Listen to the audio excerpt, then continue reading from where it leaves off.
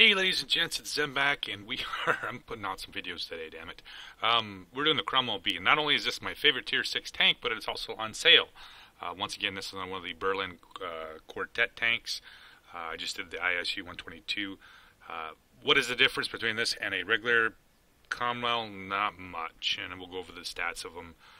This, I think, was something Wargaming came up about the victory when they pushed into Berlin, maybe, I don't know. There is some, obviously, visual differences between this and the Cromwell, but that's about it. So, 1940, the British were looking for a new cruiser tank. They put out the contract for this tank, specifically, and they got a couple different design options. The first one, the one that actually won, the A-24, would become known as, oh Jesus, what is the name of it? No, I forgot, top of my head here. It became known as the, sorry, I'll lose my stuff here, Cavalier, right? Essentially Cavalier, the A-27L, which was the Centaur, and this one was the A-27M, right? So there was a distinction between these three, just more had to do with the engine, more than anything. They're all pretty similar looking tanks. However, the engines were different. The first two had the Liberty engine, which was an engine that dated back to World War I. And this one, the A-27M, which would become known as the Cromwell. The other two you also had the name Cromwell when they first started out. They were only switched later on when the production ramped up, of course, of this actual tank. I don't know. It was a very strange design process. However, this tank ended up with the Meteor engine, which is a Rolls-Royce engine, which made it the fastest tank of World War II for the British, with almost 40 miles an hour. This eclipsed the other two and essentially became the production model. Something right around 4,000 of the Cromwells were made. It definitely was not a revolutionary tank. We're talking they started in 40, 41, the prototypes were built, testing, and it wasn't until 1944 before these things were actually put into production and put into the actual into the field. There was a little bit of a problem when it came to the gun. The Centaur had what's called the 6-pounder, which was a 57mm high-velocity gun, which had 100mm of penetration. However, the British at the time, for some reason, decided that this was not going to be just a tank killer, so they wanted a dual-purpose gun, so they ended up with a 75mm, which also had an HE shell, and of course the AP round. When it first came out in 1944, when it hit it was first used during the D-Day, it performed well against other tanks, except for, of course, the Tiger 1 and the Tiger 2, and I believe the Panther had a problem with penetrating. It could just not penetrate either one of those tanks. For the most part, it was somewhat reliable. In fact, one of the tests they ran on this, there was a course that ran around all the way around the outside of Great Britain Island, and a Sherman and I believe a Centaur were tested against each other in durability. This one ran almost 11,000 miles, but required like 800 hours of maintenance, where the Sherman ran 13,000 miles and only required 400 hours of maintenance. So not quite as reliable as the Sherman, but it was good enough. The design process, after they realized that the dual-purpose 75mm gun on here was not very good, of course they decided, well, let's see if we can put the 76.2mm on it, which was similar to the 17-pounder as it was known. They could not make it work with the hull ring, so we ended up with essentially what would become known as the Comet. This was put on limited production, of course, at the end of the war.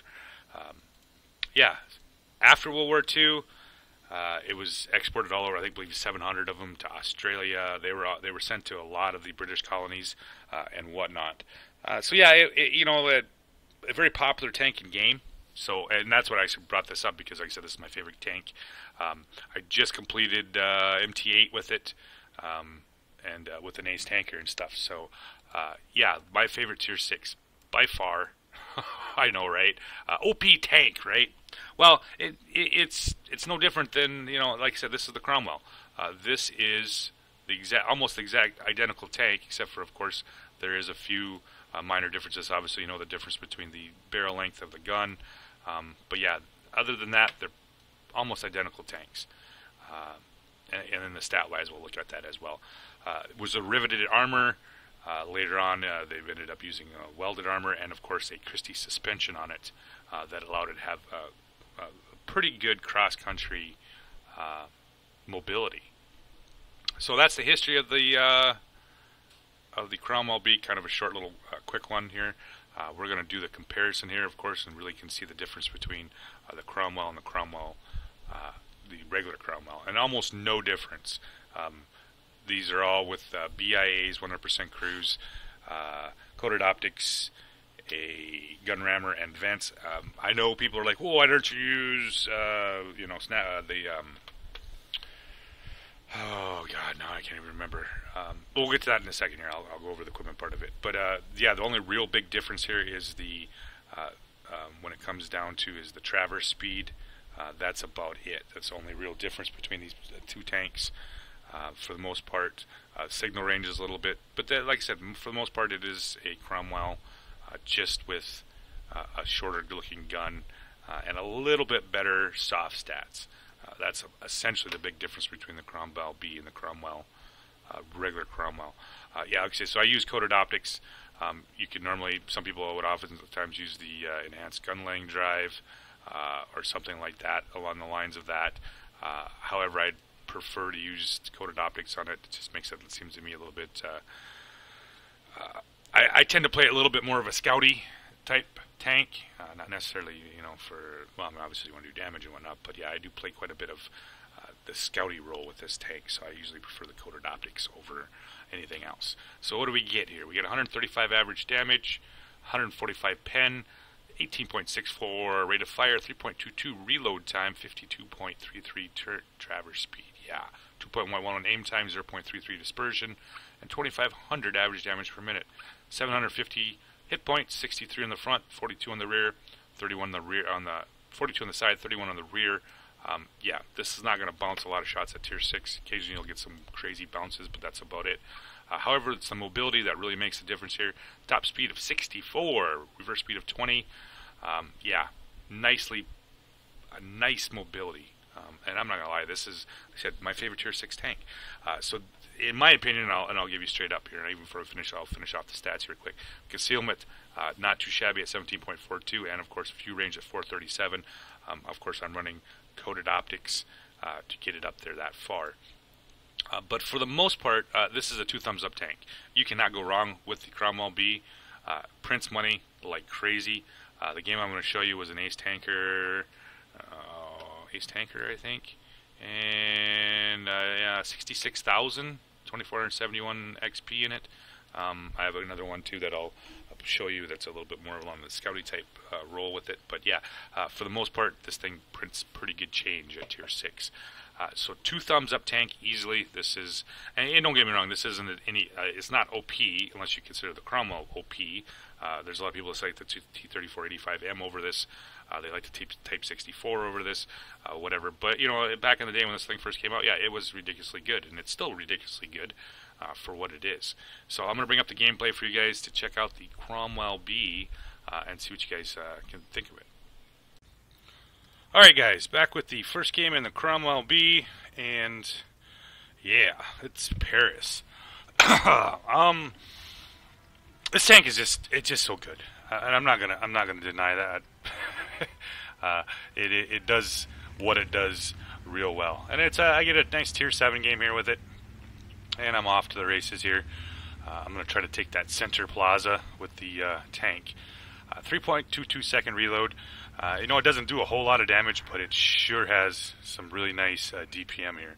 I pick up the A43, I'm sorry, the Wheezy 131, and see if we can do a little bit of damage here. I fucking almost wrecked. Pull around on him. I don't get a good shot on him. 136, and I finish him off. Nope, don't finish him off. Leave him on a few hit points. So lose a fair amount of health, 250 health out of that deal. However, I pick up the M4 right here. See if we can put a couple shells into him. You can see that really fast reload. I'm not going to take any more damage. Decent accuracy, 0.33, and a pretty quick aim time makes this thing super dangerous playing the peeky pokey with tanks. So it's in about 688 so far, 252 spotted. I was hoping that I would pick up some stuff going down the bottom side. There is only the Tug 2 for the heavy side. We don't have any heavies that really compete against the Tug 2 when it comes to just sheer HP here. So keep watching. Don't find nothing here, so I'm going to start looking around here and see what we can do. Pick up the M4. See if we can pick up the M4 and finish him off quick. Pick up one more shell on him. He bounces and back, pull out. Pick up one more there. Bounce the T-34. I'm really fucking pushing my luck here. T-34 is getting shot at, but he doesn't seem to care. So I'm going to pull out here and see if he's not paying attention. Unfortunately, no, he is paying attention. So his first shell nails me, takes out my ammo rack. Yeah, go figure. So I'm not going to pull out there anymore. It's not worth my time. But I will pick up some spotting damage on him. He's almost wrecked. Yep, there he finishes him off. So I got the P43 Terra here. We got the Cromwell B. I'm going to pull around here and use my view range here and see if I can pick up some more targets. Pick up the T-34 and put a shell into him. The Terra is pushing through. Pick up the other Cromwell. And hopefully, yep, there we go, pick up some more damage on him. Just playing this as a typical, medium tank, getting up into spots like this, trying to pick up targets to help my team out, that kind of stuff. The KV-13 sitting here, so I'm just going to creep over the edge here and see if I can pick up anything. T-3485M, hopefully he was going to pull out, but it didn't seem like he wanted to. So I'll pull down a little bit further here, see if we can find anything. And that's about time I pick up the Jackson. Oh, there he is. He spots me. Unfortunately, he's also not paying attention. So back up, put the first shell out there. That one goes wide. Let's see if we can nail him. There we go. Put a shell onto him for 145. Back up again, and let's get out of there. Yeah. So the A43 is working him over. Oh, that's about the time I notice. Burrito Bandit. He's going to push in here. Oh, shit. Kind of turns into a little bit of a cluster right here. And I can't quite get my over the back. Fortunately, the A43 is paying attention, or that could have been nasty. So, we've killed everything that we've got here. It's an 8-7 game. It's pretty tight. And I'm going to go over here and start helping the other side. The A43 is pushing in, or the T-34 is pushing on the 84, or the A43. I'm going to get these fucking names right one way or another. We're going to see what we can find. I didn't realize we had a T-34 down there in the bottom, but he wasn't paying much attention here. So pick up the PZ-4H coming in. See if we can do some damage to him. There's one. He's more interesting in the SU-100 right now. Doesn't look like he has the derp gun, but I need to get out of here. The A-43 is doing a nice job on the P-43 Terra. Yeah, we finish him off. So I'm going to get on my run here. Oh, take a big shot from the grill for 173. Leaves me at 52 health. What the fuck, right? So, I'm just going to use my view range here. It's a 10-11 game right now. It's tight as fuck. Kind of entertaining, right? So, here comes the PZ-4H. Pushing in here. And put one shell into him. Oh, let's see if I... Nope. Let's see if I can get out of here before... No, that looks like the big boom. Round we go. A43 picks up the other P43 BIS, and I'm going to pull around here and see if I can help him out. See what's happening around the corner here. Ooh, there's the T-34. Oh, shit, there's a dead tank right there. Shouldn't have killed him. but that's alright. Put the shell into the T-34 85M, bounce him. The PZ-4H seems to be interested in trying to kill me. Hopefully the Type T-34 moves up. So it's a 3-4 game right now. Like I said, I don't have much health. The T-34 does have a little bit of health, so it's going to work out to our favor a little bit here. Pull back around here and see if I can try to get some shots on the T-34 85M. So I back up, and we'll see if we can find him somewhere. Type 34 has moved down, and he seems to be interested in the T-34 to 588M. He's this guy. He's just like, nah, I'm coming. Puts a nice snapshot into him, and yeah, he's just simply ignoring the T-34. T-34 is starting to put some shells on his rear, puts 2 shells into him, leaves him on 211 hit points. So, like I said, with 52 health, I have to be a little bit more careful here. So back around we come, and I'm kind of waiting to see what he's going to do with the T-34. I'm not sure where there he goes. Now he's pushing. Now it's time to come in here and see what I can do. Pick up the T-34 from the rear, finish him off, and see if I can pick up the, oh, there we go. Nail the PZ-4. And at this point, I still have no idea where the TOG was. So, yeah, not good. T-34 is faced off against that PZ-4H, and I'm just going to flank here. I'll have to worry about the TOG if I see him or not. You know, that's one of the reasons why I run coated optics instead of binocs, because I have that view range all the time. Come around the PZ-4, he's more interested in trying to shoot him. Yeah, now it's time to get on the run, because I have no idea where artillery was. He hit me out here earlier, so that meant he's most likely on the D or E line. So let's wait here, see if the Type T-34 gets up here with me, and I'm going to try to just use my view range here and see if I can spot the TOG 2. He's going to have to come down a couple different directions here, so hopefully we can pick it up. So I switched to a premium round because this is not the time to fucking bounce shots. I don't care how cheesy the TOG 2's armor is. I do not want to bounce that. So pick up the TOG 2, and yep, let's see if I can pick up 1 shell on him. Nope. Now I'm on the run. I don't want to get out too far because I still don't know exactly where that artillery's at. So off the hill we go, around the corner, and I thought about flanking the TOG 2, but I was like, I don't know. This might not be a good thing. So let's get back out into the field where I can use my view range and see what we can do there. He's got 5 kills, so he literally had wrecked that entire push on the 9-0 line. Ooh, this is going to be interesting. T-34 is calling for help. Well, you know what? I can't really help you too much here, buddy. He's over here looking for artillery, I believe. But I was a little curious. The Grill had racked up 3 kills, and I think he had racked up most of them on the 8-9 line. So I'm going to pull up here in the bush, try not to knock down a tree, and I'm going to wait here. I had a feeling that maybe possibly that TOG 2 might try to push up center here, assuming that we were all in the center, or actually not the center in this map, the top half of the map. So I'm just going to wait here. Hopefully he's going to show up. Otherwise, if he gets spotted by the T-34 or the artillery, I could spend some time. Problem with the TOG 2, he is at least 2 shots for me. I'm 1 shot for him. He has a gun that can, for the most part, fire as fast as mine. I mean, it's essentially the Cromwell gun. So he could be somewhat of a hassle. However, he is slow as fuck, so I don't know. They pick up the Grill over here, and let's see if I can go over and help him.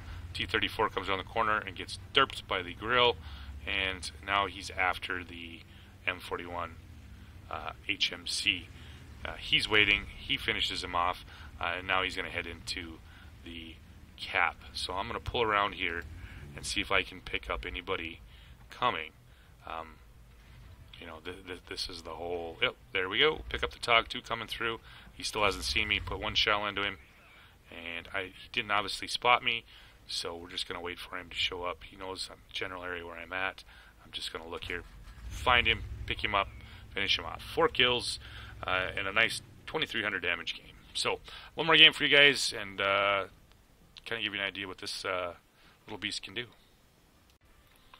Alright guys, back with the second game and the Cromwell B. And I was talking about how great a medium and damage dealer it is in the first one. You know, I've had 3k damage games in this tank pretty easily. And a lot of times even against tier 8s, it's definitely possible. However, not only with its speed and mobility and its view range, I have a tendency a lot of times, if I'm not really needed necessarily for dealing damage, it does play the scout role quite well. In fact, a lot of times it's even more mobile than some of the tier 6 light tanks. So, and that's exactly what I'm going to be playing on this game. This is a tier 8 match. You know, a lot of people are like, wow, tier 8, you know, I'm a tier 6 in a tier 8 match, there's not a whole lot I can do. However, in this tank, there is a big difference. This thing can play the role fairly well. Cromwell B moves up to the, ooh, that's not a good bush to sit in. You're going to get wrecked there, buddy. So he backs up, and he's, of course, getting pounded by the AMX. So, I really don't have much option here. There's a lot of places I couldn't go, but for the most part, I'm going to try to play this, like I said, as a light tank. We've already lost one medium. And in this map, this, of course, is very important. I'm knocking the buildings down here in case I do have to get some shots up on the hill. I can sit there and shoot through that bush, and they can't spot me.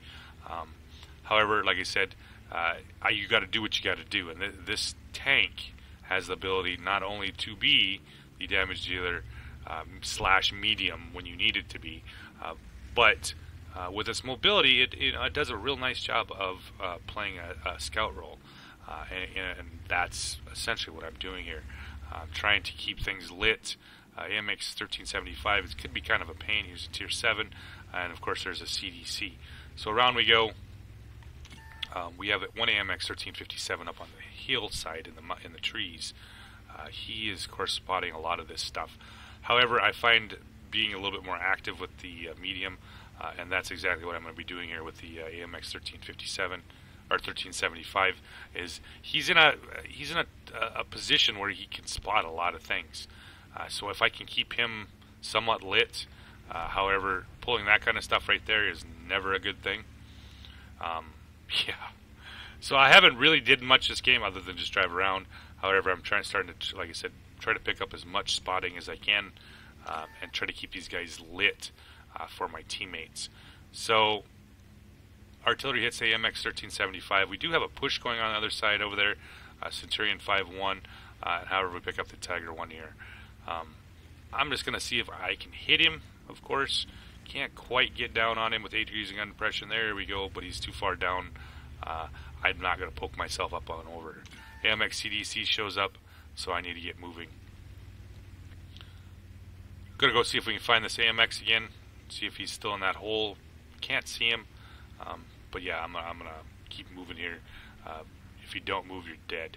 AMX 1357 gets spotted. That's the one big problem about playing the passive role on that line. As soon as you get spotted, you're going to get fucking dead. Pull back over here, pick up the VK, see if we can, come on, put a shot at him. I get spotted, put one shot into him for 130. Yeah, I think the AMX CDC, oh no, I'm sorry, the T-3485. So now they have somewhat of a push going on here, and this is where you know, the scout role will become in a little bit important here. So the CDC, he goes over, puts a fucking kind of a bullshit shot into me. Gotta love RNG.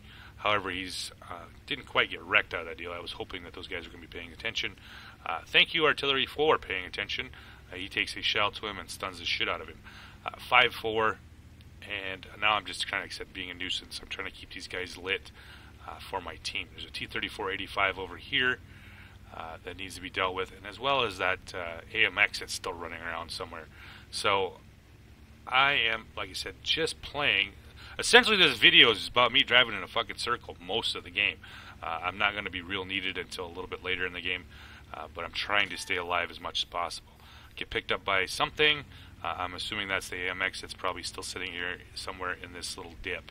So back around the corner we go, and the T-3485 had moved up quite a ways, so he might actually still be spotting me. but we're going to make a little bit of a run here. Not up too far enough. However, we picked up the AMX 1375. There we go. There's one. Come on, finish him. And the GW does. Puts me up about 800 spotting. Like I said, I wasn't playing this game so much as a regular medium. You know, obviously it's nice to do damage, but with the ability of this tank to play not only just the medium role, but also as essentially as a scout tank with its mobility. That's what makes this tank, in my opinion, pretty dangerous. So, picked up the MX CDC the first time. Artillery drops a shell on him, doesn't quite get him. And now I got a push coming through here. The ARL is hanging out there. SU-100 is pushing. So yeah, I'm going to try to get over here to help these guys out a little bit. Ooh, SU-152 says, no, got you, buddy. And I pick up the T-34-85 coming through here. Finish him off. Executed. So yeah, whopping 250 damage. But I got about 1,000 so far in actual spotting damage. Pick up the CDC here, and now I'm getting a little bit brave. I got to try to find targets. Pick up the ARL. He is still sitting in the bush. However, the team is not nailing the shots, so yeah.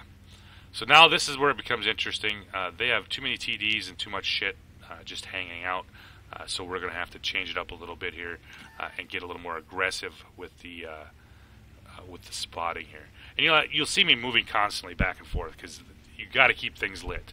Otherwise, you're going to lose this fucking map every time, unless somebody's paying attention to keeping lights on targets. So the ARL, I know, is still probably sitting in that bush. I get up a little high, trying to spot him here, try to help out the SU-152, but no go. So I got a bunch of TDs, way too many TDs, and not enough tanks. Centurion 5-1's there, he's almost dead. I got a lot of full health TDs, but none of them are ever going to push. So yeah, I'm going to have to take this into my own hands. So around the corner we go. Run over a truck, bounces wheel all over the place, and down we go. Yeah, there's the AMX CDC. He's looking, and let's see what we can do here. Oh, pick up 473 from the Scorpion. Leaves me on 37 health. Fucking almost a lot. So many of these games, I'm on low health. I know, right? However, spotting the AMX CDC knocks out their eyes, at least in the center part. So yeah.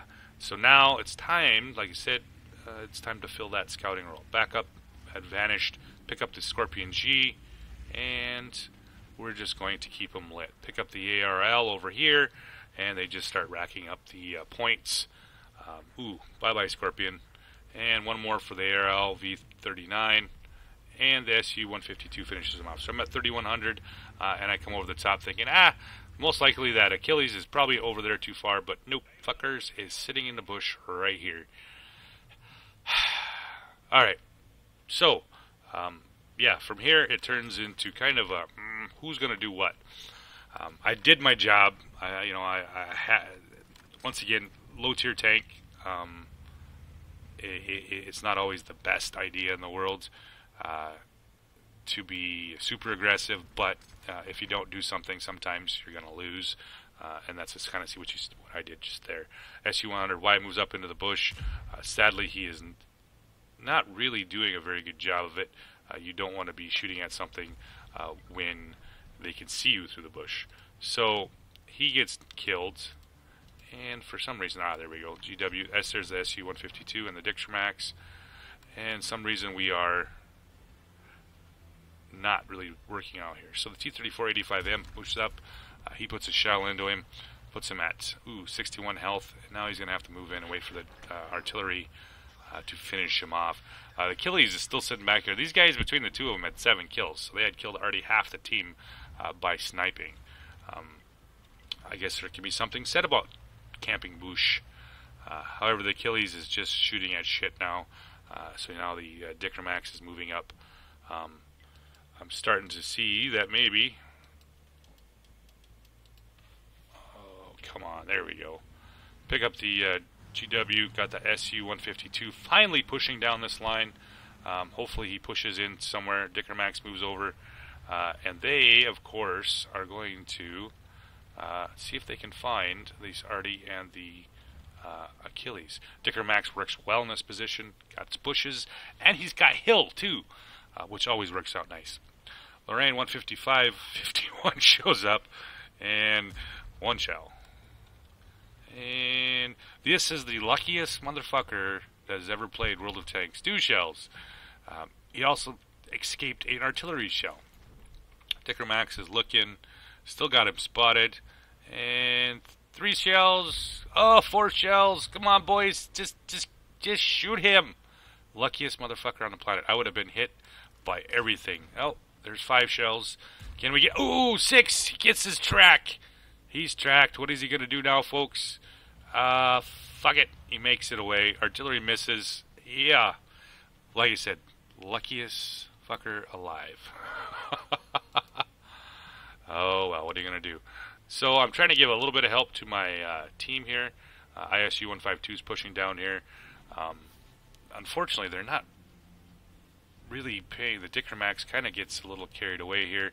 SU 152 pushes around this top side, and he's in the bushes somewhere. That's the only way he could have spotted me. Unfortunately, he's not. I don't know why the SU 152 decided to stop there, but he does pick up the Achilles finally. Puts a 427 into him, and of course the artillery almost finishes him off. SU 152 finishes him off, so we're sitting pretty right now. Dicker Max and the SU 152 just have to get into the cap. Unfortunately, Dicker Max takes a shell from an artillery piece. So this is kind of at the point where I was like, well, what the fuck's going to happen here? Because Dicker Max leaves. If you ever had a Dicker Max is slow as fuck. It ain't no way is ever going to catch a Lorraine. ISU 152, he doesn't seem to be interested in cap either.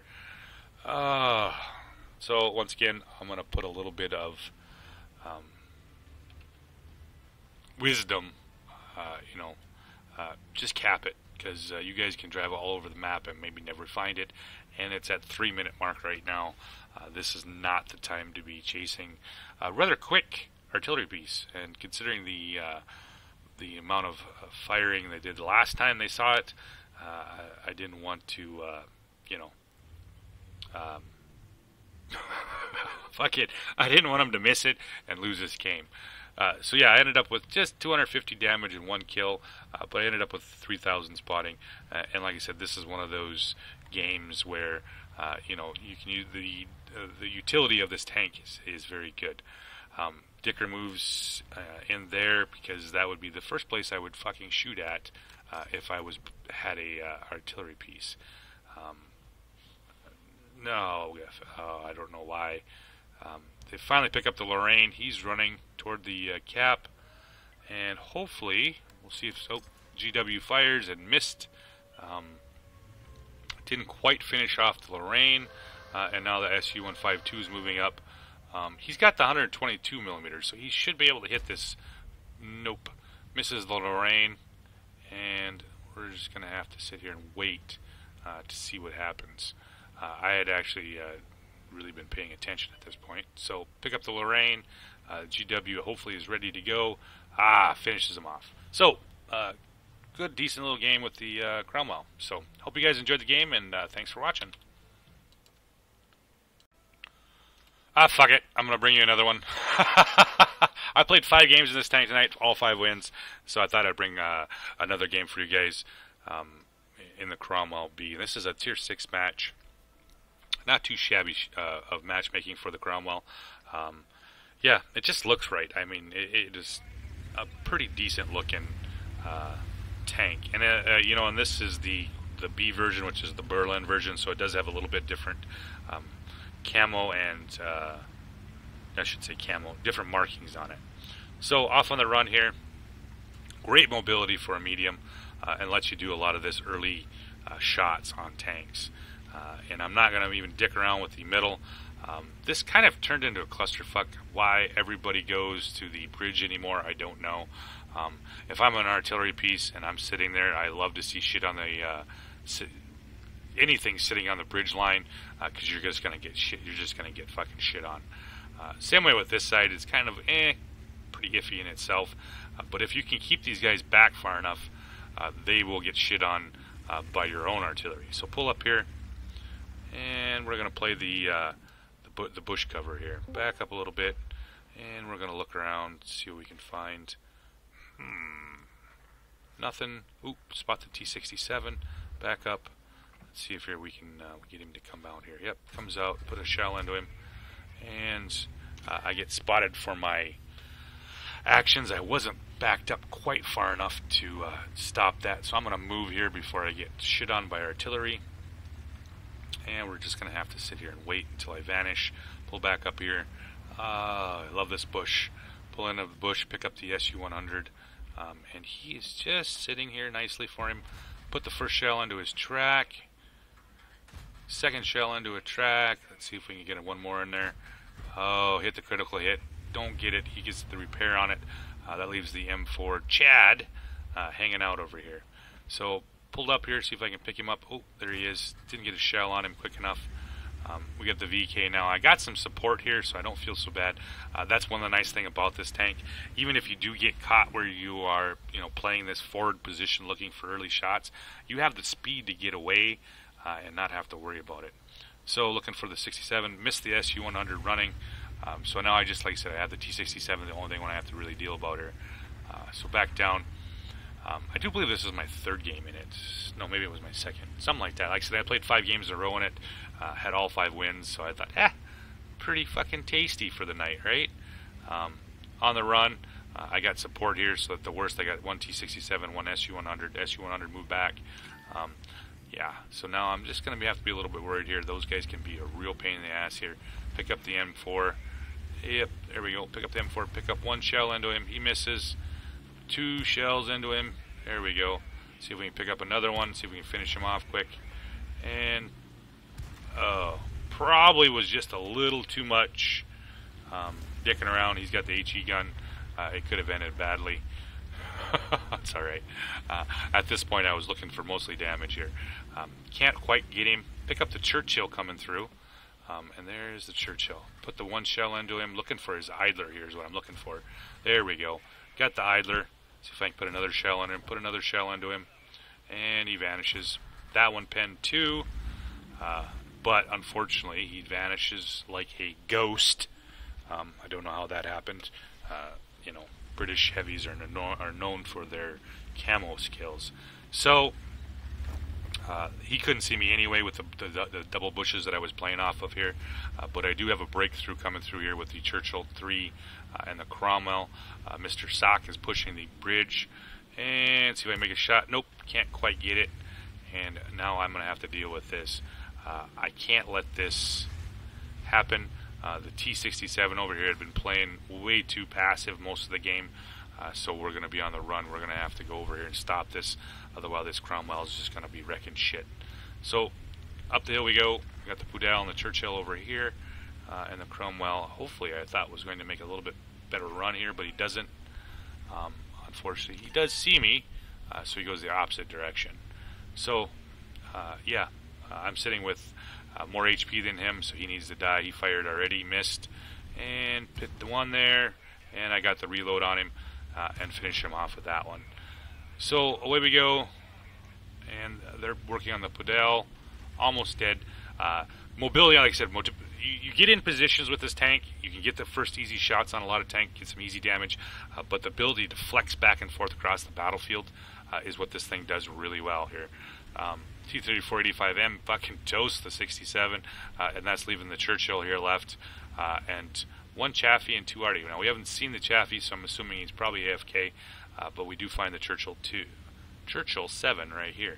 Come around the corner here, he actually can't see me because of the trees. Donk 1 shot off the side of him, missed. Donk 2 shots. There we go. Let's see if we can get here up to the turret. There we go. Pick up 1 more shell to him, and yeah, they finish him off here. So that leaves. Oh, Chaffee is of course AFK. Let's see if I can pick up some more shells on him. But unfortunately, they are really on the ball here. So it leaves me with the M41 HMC, and yeah, he's at 230 hit points. He's kind of hugging that tear. There's 1, and 1 more. Ooh, 1713 showing. With that other shot on the Churchill, put me at 1826. So wasn't too bad game in the old Cromwell. I hope you guys enjoyed the video, and thanks for watching.